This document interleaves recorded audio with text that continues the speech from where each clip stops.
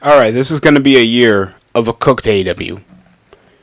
Last week wasn't the great. Last Wednesday night's Dynamite wasn't even a good introduction.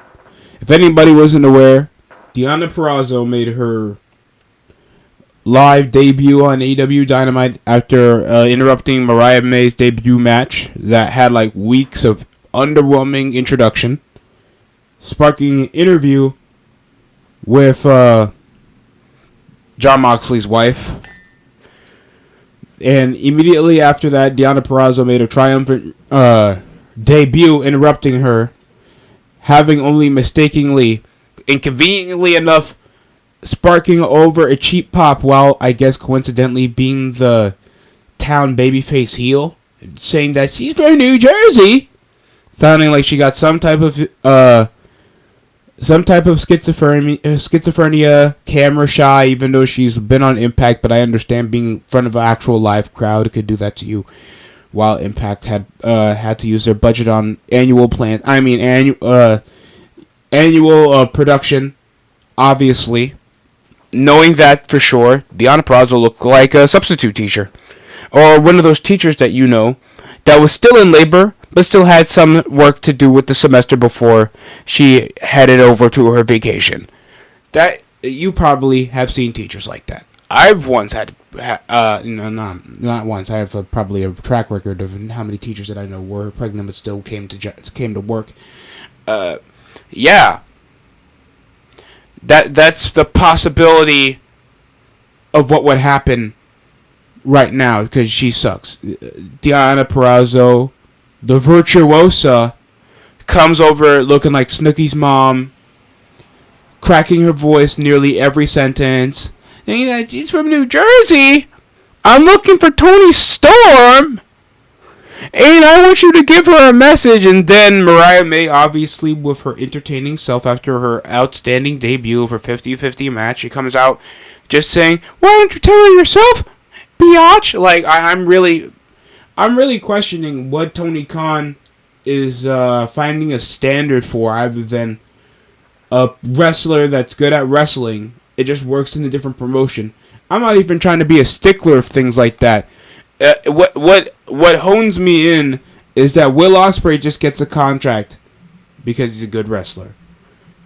Kota Ibushi, a well-known Japanese wrestler, gets a contract because he knows Kenny Omega. Majority of guys even got contracts from even the opening. How they even got here is because they have connections over with bigger stars. Like why Sean Spears still gets a connection because it's a connection with Chris Jericho. Or why QT Marshall even started over like one of the day one guys over on AEW because he knows Kenny Omega. It all comes over to full favoritism, nepotism, or just another sentiment of you're not over, but if you fuck with us, you get paid. I think a lot more people were expecting Mercedes Moné to make an appearance after having contractual gripes. We're trying to equalize her payout with Charlotte Flair, Becky Lynch, hell, even the Roman Reigns standard, trying to ask for $10 million, knowing that she walked away over the company over some type of frontal gripes after like one little, I guess, missourced fan that publicly was told that it was probably miscommunications off the booking that got her fired, and somehow that got her heated. And Sasha Banks coming over to AEW would be more of the bigger news than Deonna Purrazzo that looks like she knows how to make a good casserole than actually get over. I'm sorry. And look, I'm sure she will develop into a star, but she's a woman on AEW. And that's not sexism, but that's just a fact. And even AEW fans will tell you in your face that the women's division is probably the biggest critique over the development of the business. And Tony Khan's just gonna eat over the factoid that you got another underwhelming Impact Wrestling signing since Matt Cardona. And Matt Cardona went to Impact after his contractual obligation with AEW. And he only lasted a few months over with the company. And I don't know what's going to happen, but if that If that introduction promo wasn't a cry for help, I don't know what is. Because if that was nowhere in New Jersey where Dynamite was airing, I swear to God, that'd be as quiet as Sid Vicious' return on Monday Night Raw back in 2011. It's like, oh, I think I know him, but I'm not gonna get up for him. I don't think a lot more people know him more than I know him. Like, come on, honestly.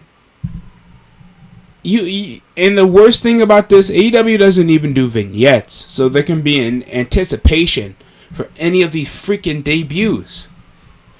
At least they didn't have to do a debut for CM Punk because people know CM Punk. You can do surprise debuts like that. People have heard of CM Punk, but if you're doing these guys that worked for, like, I don't know, MLW, and over the general audience, if you guys still getting the bare minimum under 900K viewers a week, knowing now it's WrestleMania season, it's going to get more difficult to pull over the audience, knowing that it's the same shebang nearly every week. Surprise debut, underwhelming storylines. Majority of your main guys can't talk.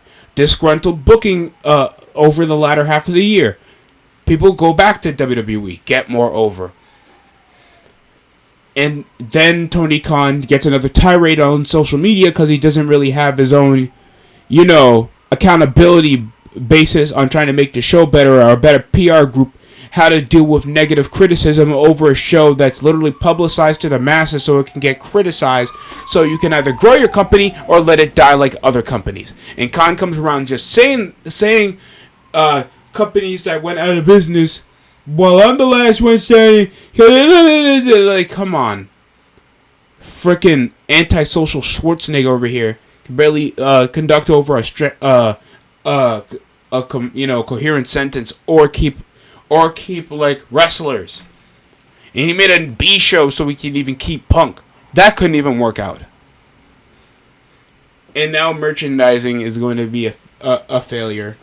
While, like, your top heel, promising heel, is now supposed to be the frontal babyface that's now feuding with Adam Cole over the undisputed kingdom.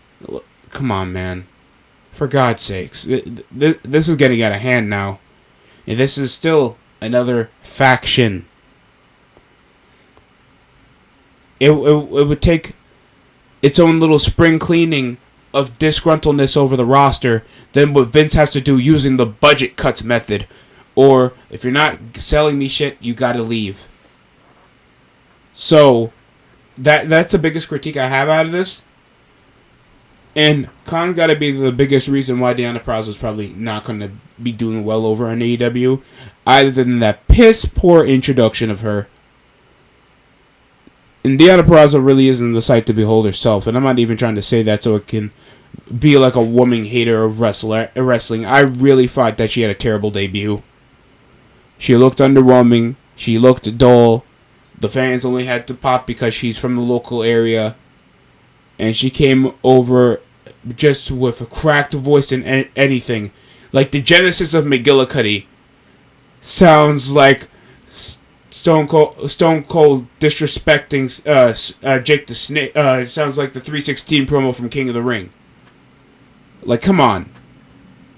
That's it for me. Hopefully you like, comment, subscribe, follow over the channel. I want to appreciate you guys for what we've grown in just a year. And hopefully we can keep this going. Still want to make it over the margin of over 500. Let's see what we can do. Thanks for watching.